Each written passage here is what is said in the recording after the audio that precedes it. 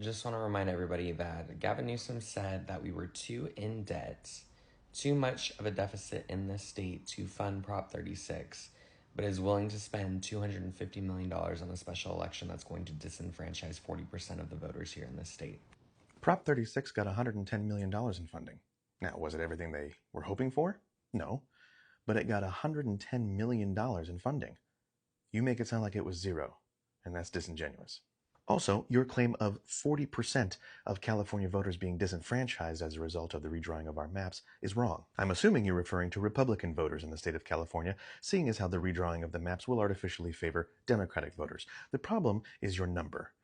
Republicans do not make up 40% of registered voters in California. They make up 25.22%.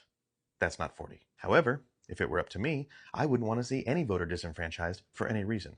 That's why both you and I should be talking to Republicans. In 2021, Democrats in the U.S. House of Representatives introduced H.R. 1, and it was a proposal to ban gerrymandering nationwide. The bill would have required every state to establish independent commissions for the purpose of drawing congressional lines, making the process as nonpartisan as possible, just like the model we use here in California.